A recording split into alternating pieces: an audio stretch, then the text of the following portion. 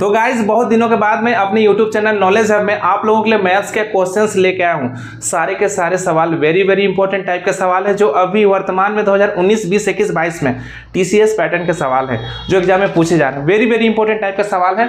मैं कोशिश करूंगा कि आज से मैं 1-2 दिन गैप करके या फिर रोज ही करूंगा तो ज़्यादा अच्छा रहेगा, लेकिन कोशिश करूंगा रोज डालने के लिए, ठीक है ना। अगर नहीं भी हो पाएगा तो 1-2 दिन करके मैं जरूर अपने इस चैनल के माध्यम से आप लोगों को इंपॉर्टेंट सवाल कराऊंगा अपने इस चैनल, इस वीडियो के माध्यम से, ठीक है। जो आप लोग देख रहे हैं ऐसे ही वीडियो आप लोग को नेक्स्ट वीडियो में भी देखने को मिलेगा जो आज मैं कराने के लिए जा रहा हूं, ठीक है।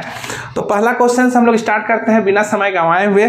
तो पहला सवाल आप लोग देख सकते हैं, एक विद्यालय में सभी कर्मचारियों का औसत वेतन 10,000 है और 20 शिक्षकों का औसत वेतन 12,000 रुपया है और शिक्षकों में कर्मचारियों का वेतन 5,000 रुपया है। शिक्षक का सैलरी दिया हुआ है, कर्मचारी का भी सैलरी दिया हुआ है और ओवरऑल सैलरी भी दिया हुआ है, संख्या भी दिया हुआ है शिक्षकों का, लेकिन कर्मचारियों का संख्या नहीं दिया हुआ है। तो ऐसे सवाल को हल करने का सबसे बेस्ट तरीका क्या है?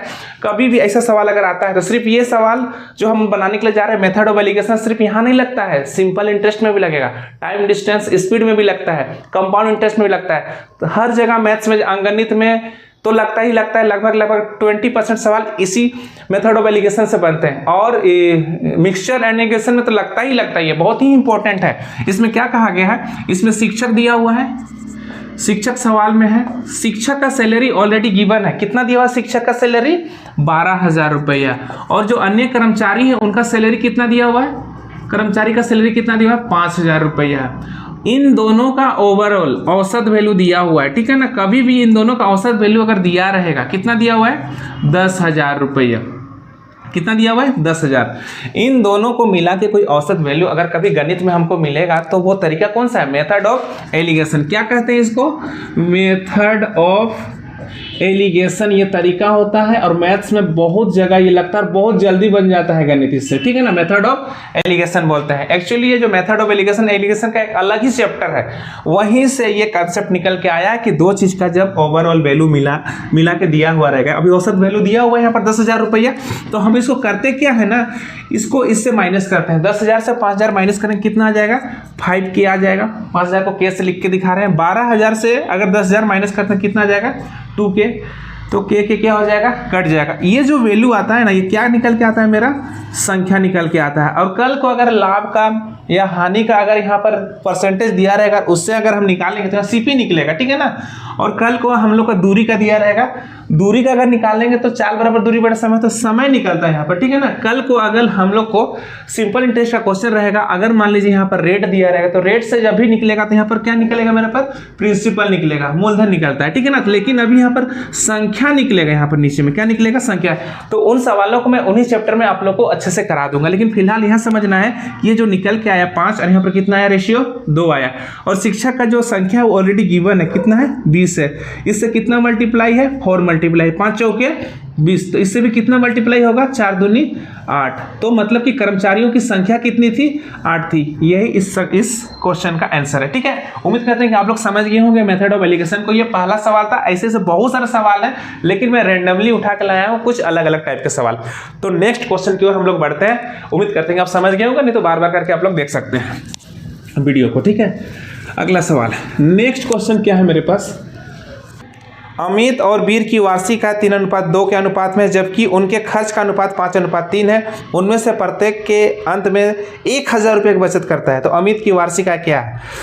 तो यहाँ पर आय भी दिया हुआ है, खर्च भी दिया हुआ है और बचत भी दिया हुआ है, लेकिन बचत रुपये में है और आय और एक्सपेंडिचर जो है, इनकम और एक्सपेंडिचर जो है रेशियो में है। तो हम क्या लिखेंगे, पहले अमित लिखेंगे फिर वीर लिखेंगे। अमित का इनकम कितना दिया हुआ है, 3:2 दिया हुआ है। इसका एक्सपेंडिचर मतलब खर्च कितना दिया हुआ है सवाल में, 5:3 दिया हुआ है, ठीक है ना। दोनों कितने कितने बचाते हैं, 1,000 रुपये। तो 1K, इसका भी 1K। 1000 पूरा नहीं लिखने, बोर्ड थोड़ा छोटा है, बल्कि हम K लिख दें। K का मतलब 1000 होता है, ठीक है ना।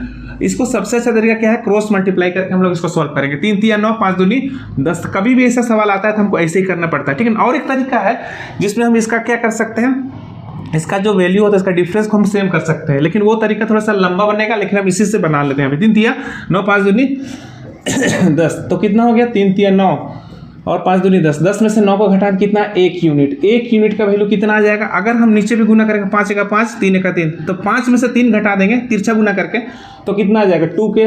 तो 1 यूनिट का वैल्यू कितना आ रहा है, 2K आ रहा है। मतलब कितना गुना हो रहा है, 2 के गुना हो रहा है।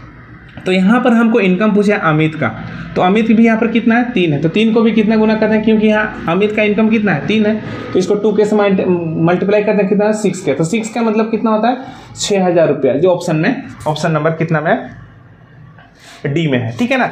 तो उम्मीद करते हैं कि आप समझ गए होंगे। एक क्वेश्चन और देखते हैं। एक सड़क जो 7 मीटर चौड़ी है, 352 मीटर परिधि वाले एक वृत्त पर घेरे हुए है, उस सड़क का क्षेत्रफल कितने वर्ग मीटर होगा। ठीक है ना। तो इसको देखते हैं। ये 7 मीटर चौड़ी रास्ता है, ये वृत्त है, और 7 मीटर चौड़ी क्या है रास्ता है। तो इस रास्ते का क्या निकालना है, क्षेत्रफल निकाल। एक बात बताइए, अगर हम इसको फॉर्मूला लगाते हैं, बड़ा का एरिया निकाल लेते हैं, फिर छोटा को क्या कर देंगे माइनस कर देंगे, तो मेरे पास जो पाई आएगा r² माइनस r², तो पाई का मतलब कितना होता है 22/7, तो 22 अगर आता है तो इधर मल्टीप्लाई रहेगा, तो 22 में आप गौर कीजिएगा 11 गुना कितना है 2 है, तो 11 मल्टीप्लाई है। कोई भी संख्या से अगर 11 मल्टीप्लाई रहता है, जैसे 11 को 7 से मल्टीप्लाई करता है 77 आएगा, तो क्या 11 से मल्टीप्लाई नहीं, 11 से डिवाइड नहीं होगा क्या। तो जो संख्या 11 से मल्टीप्लाई हो 11 से डिवाइड भी होगा। तो हमको ना ऑप्शन देके समझ में आ गया कि यहाँ पर हम 11 से डिविजिबिलिटी रूल लगा सकते हैं। ऑप्शन नंबर ए में कितना है 25/18 है, बी में कितना है 25/81 है, ठीक है ना, और सी में मेरे पास कितना है 26/18 है, और 4 में कितना है 26/81 है। अगर मान लीजिए दो जगह 11 से डिविजिबिलिटी रूल सेटिस्फाई कर जाता है तो हमको इसको बनाना पड़ेगा, लेकिन एक बार हम चेक कर लेते हैं। 8 और 5 कितना हो गया 13, 2 और 1 कितना हो गया 3, तो 10 आया। ये तो 11 से डिविजिबल होगा ही नहीं होगा। 8 और 2 कितना हो गया 10, 5 और 1 कितना हो गया 6, डिफरेंस कितना आ गया 4, ये भी 11 से डिविजिबल नहीं होगा। इसको देख लेते हैं, 8 और 2 कितना हो गया 10, 6 और 1 कितना हो गया 7, इसका डिफरेंस कितना आ गया 3, ये भी 11 से डिविजिबल नहीं होगा। इसको देखते हैं 8 और 6 14, 2 और 1 3, कितना आ गया यहाँ पर 11, ये 11 से डिविजिबल है। तो 11 से डिविजिबल इसलिए है क्योंकि यहाँ पाई मल्टीप्लाई 22/7 गुना हुआ है, तो 11 इसमें है, तो इसलिए आंसर मेरा कौन सा होगा ऑप्शन नंबर सी इसका आंसर होगा। इसको बनाने की भी जरूरत नहीं था, लेकिन अगर दो जगह 11 से डिविजिबल हो जाता तो हमको इसको बनाने पड़ता ही पड़ता। लेकिन एग्जामिनर क्या करता है कि एक रास्ता जरूर छोड़ देता है जल्दी बनाने के लिए। ठीक है।